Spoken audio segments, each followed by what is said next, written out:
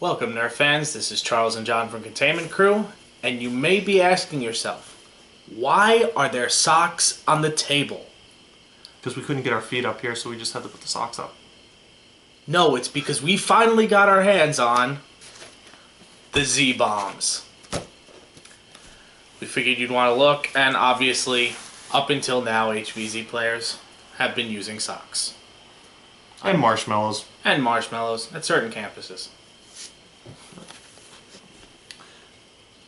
Get a little look at this. We got some football thing going on, and what looks like some sort of saw blade.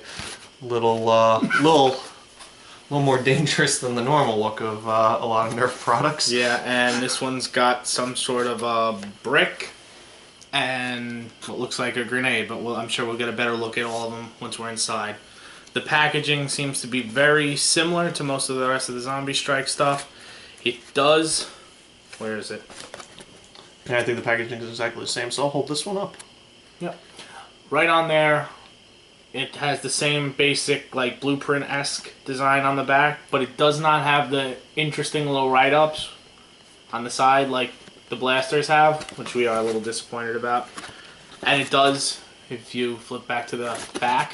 Back to the back.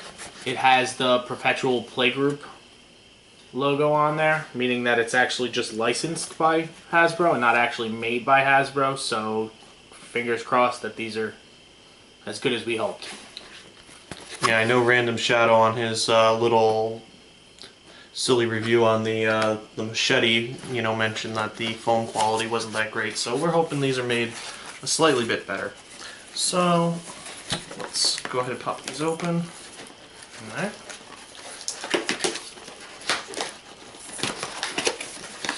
Probably would have been easier if we remembered our knives.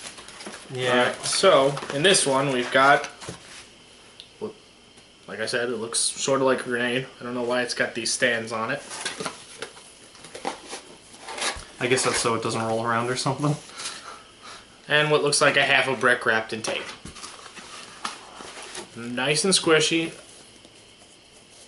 Shouldn't, I don't see any reason why an HVZ community would ban these as opposed to socks.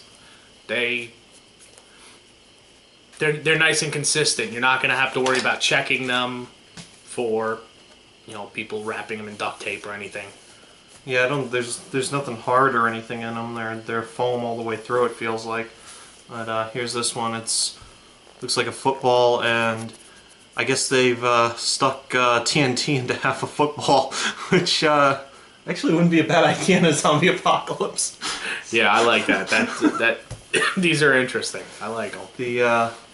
And the saw blade here is just big old foam saw blade with nuts and bolts through it. So, and it feels like you can get a decent grip on these. They should fly very well. I bet these two will fly very well. And I do like the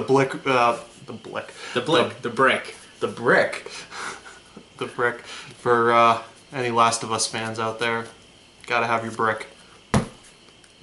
There we go. The only thing left to do is to test these. Ow!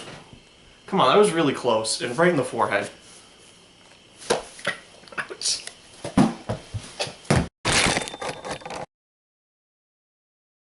Final thoughts. I like them. They probably have a little more impact than socks, but not by much. They probably will be a little harder to carry than socks, because, as you said... Yeah, I mean, you just feel... There's no real defined shape to a sock. You can kind of, roll it up and squish it however you want. And there's a lot of different things you can do with them. You can throw them in a pouch, keep a bunch in your pockets, stick them in your bandolier, stick them, in the top rail of your blaster.